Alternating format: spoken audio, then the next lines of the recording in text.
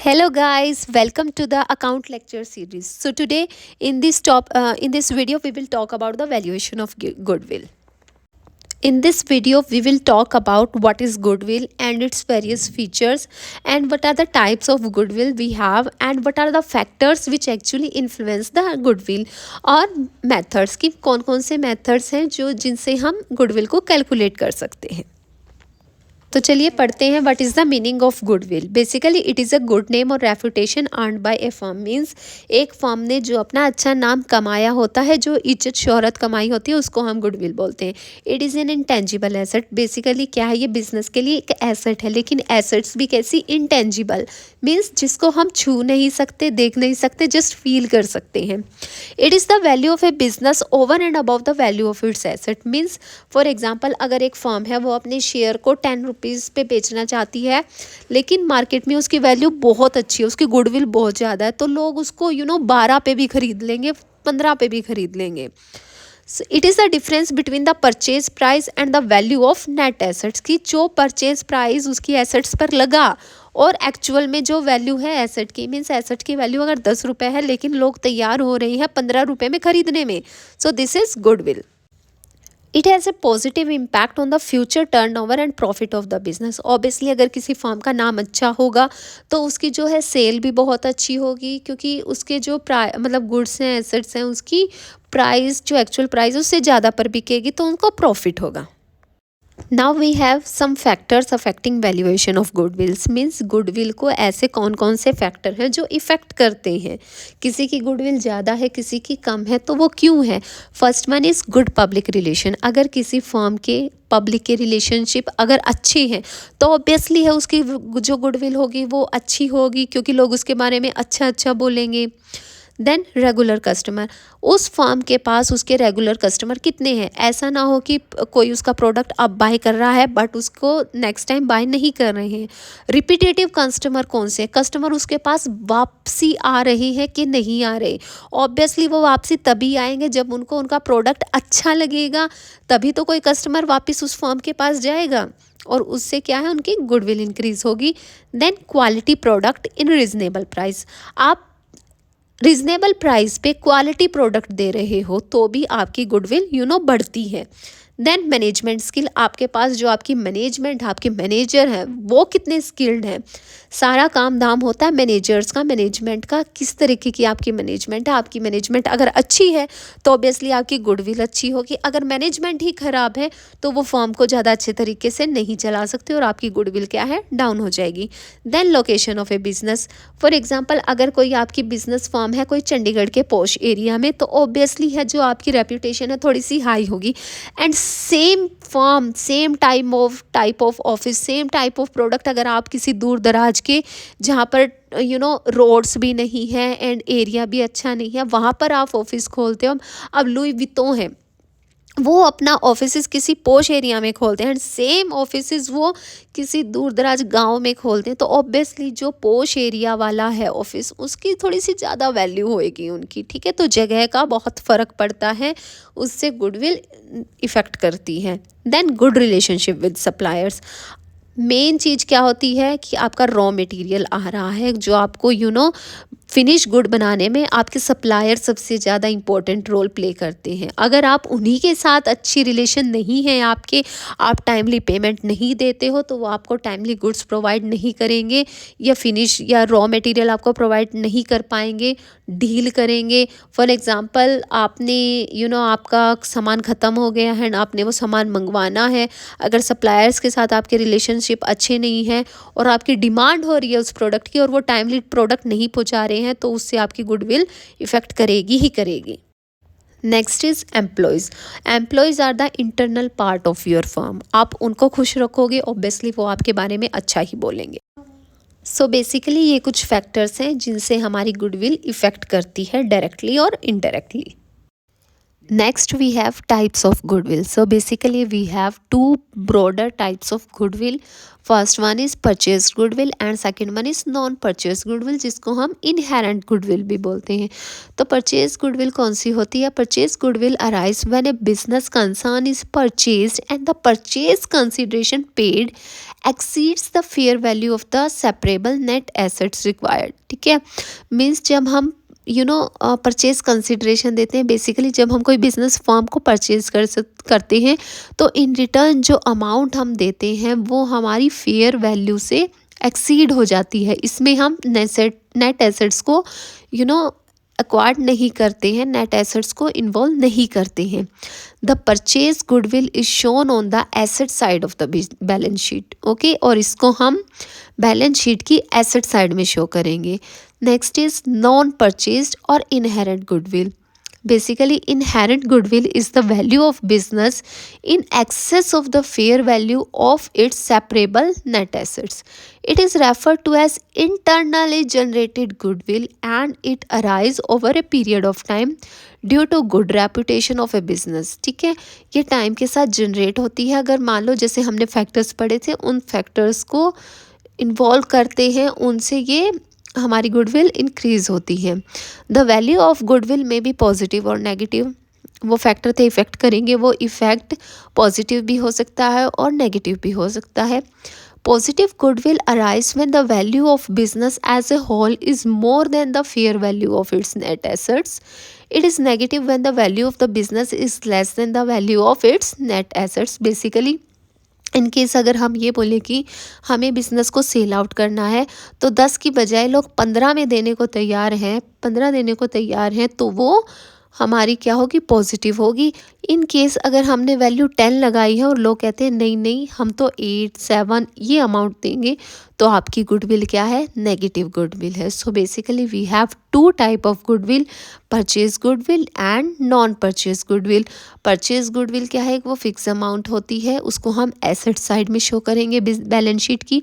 लेकिन non purchase goodwill वो होती है जो टाइम के टाइम हमारी बनती रहती है. और वो कैसे बनती है? आपकी गुड रेपुटेशन से, आपकी मैनेजमेंट स्किल से, आपके पब्लिक रिलेशन से, आपके जो आपके एम्प्लॉयज़ के साथ आपके जो रिलेशन है या सप्लायर्स के साथ अगर आपके अच्छे रिलेशनशिप हैं, तो इन फैक्टर से क्या है? आपकी गुडविल बढ़ती रहती है. और ये पॉजिटिव भी हो सकती है और नेगेटिव भी. पॉजिटिव कब होगी? जब आपकी नेट एसेट से ज़्यादा आपकी डिमांड होगी, आपको लोग ज़्यादा पे आउट करना चाहेंगे. और नेगेटिव कम होगी, आपकी नेट एसेट्स की वैल्यू 10 आती है और लोग आपको 8 ही देने को तैयार हैं. Then we can say that your goodwill is negative. Then we have method of valuation of goodwill.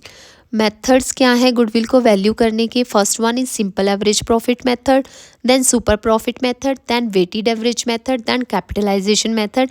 इसके भी फर्दर 2 कैटेगरीज हैं, average profit method and super profit method.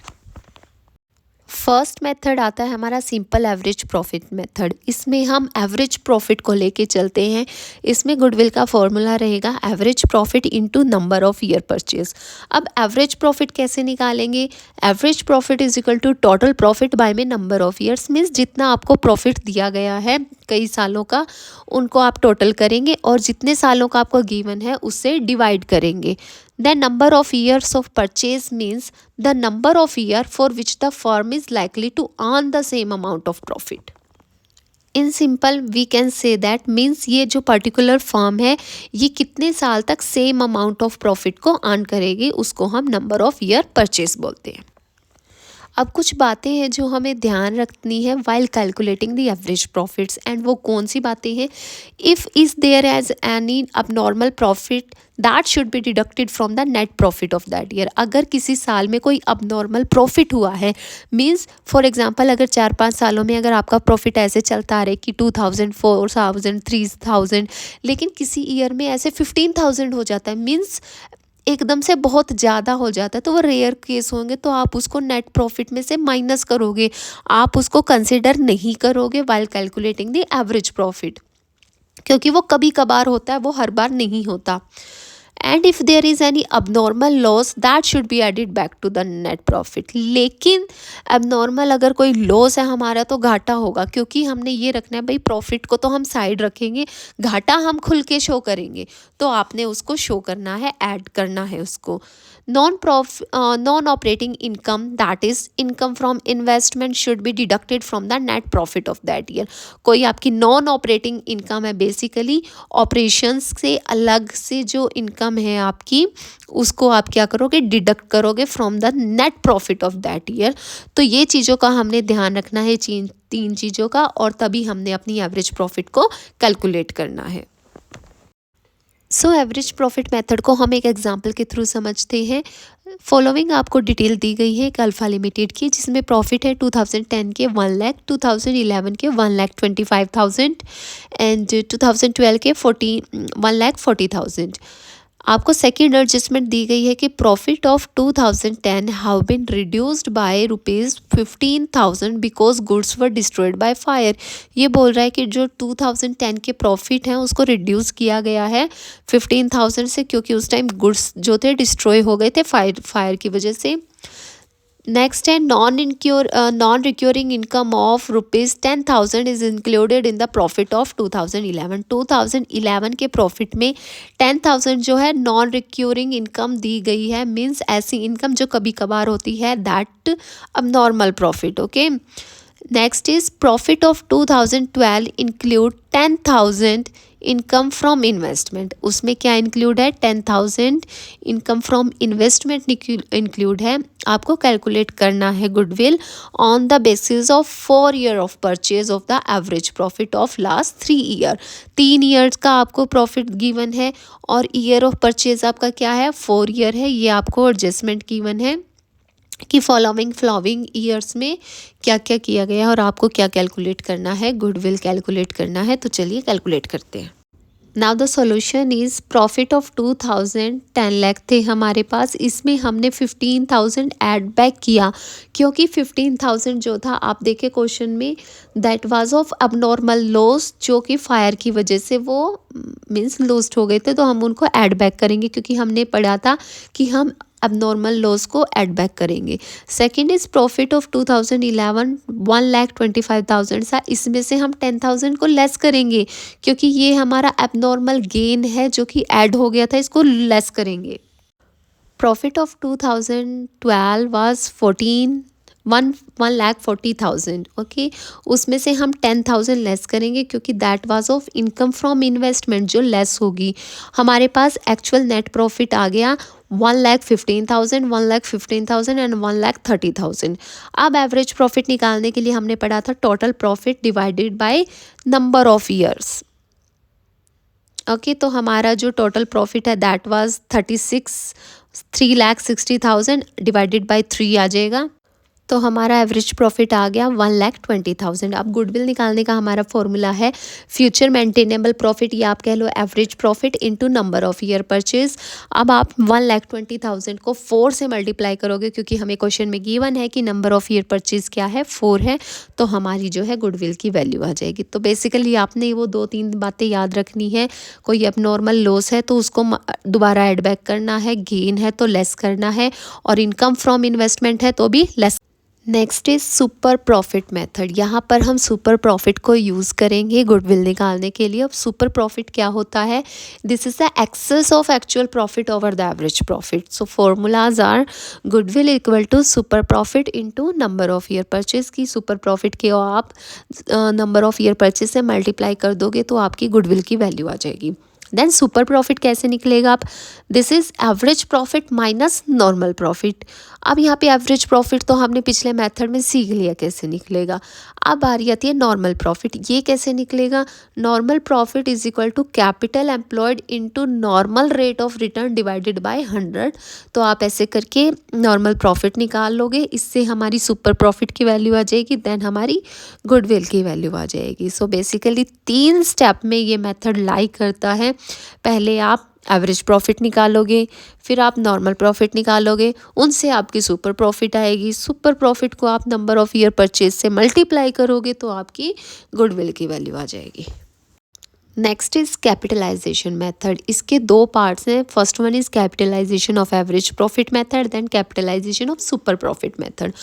So first one is average profits. Under this method, the value of goodwill is calculated by deducting the actual capital employed from the capitalized value of the average profit on the basis of a normal rate of return. Okay, इसमें हमारा formula क्या रहेगा goodwill का? Capitalise average profit minus actual capital employed. तो इस तरीके से जो आपका क्या है गुडविल आ जाएगी. अब कैपिटलाइज्ड एवरेज प्रॉफिट क्या होता है? Is equal to average profit into 100 by में normal rate of return. Okay, इस तरीके से आपका कैपिटलाइज एवरेज प्रॉफिट आ जाएगा. और एक्चुअल कैपिटल एम्प्लॉयड क्या है? Equal to total assets, but इसमें एक्सक्लूडिंग गुडविल रहेगा हमेशा माइनस आउटसाइड लाइबिलिटीज़. तो आपकी एक्चुअल कैपिटल एम्प्लॉयड आ जाएगी. इससे आप कैपिटलाइज्ड एवरेज प्रॉफिट निकाल लोगे, देन इन दोनों से आप गुडविल निकाल लोगे. Next is capitalisation of super profit. Under this method it is calculated by capitalizing the super profit directly. Goodwill equal to super profit into 100 by normal rate of return. और super profit कैसे निकलेगा ये already हम सीख चुके हैं. सो इस तरीके से आप गुडविल को कैलकुलेट कर सकते हो. आप फॉर्मूला प्लीज़ याद कर लीजिएगा सभी. नेक्स्ट हमारे पास एक छोटा सा टॉपिक आता है हिडन गुडविल. अब हिडन गुडविल क्या है? When the value of goodwill is not given at the time of admission of a new partner, it has to be derived from the arrangement of the capital and the profit sharing ratio and is known as hidden goodwill. Means जब आपको goodwill नहीं दी होती, जब आप कोई नए partner को enter करते हो अपनी फर्म में, तो वो जो गुडविल है वो अरेंज की जाती है. किससे, कैसे अरेंज की जाती है? नेट प्रॉफिट से या कैपिटल अरेंजमेंट से. For example, if A and B are partner sharing profit equally with capital of 50,000 each, they admitted C as a new partner for 1/3 share in the profit. C bring in ₹60,000 as is capital. Okay, पहले क्या था? 50-50 था दोनों का. अब वो सी को ले आए हैं 1/3 प्रॉफिट शेयरिंग रेशियो के लिए. और सी कितनी कैपिटल लेके आ रहा है अपने साथ में? 60,000. So based on the amount bought in by C and his share in profit, the total capital of the newly constituted firm works out to be ₹1,80,000. कैसे हुई ये? 60 into 3 करके.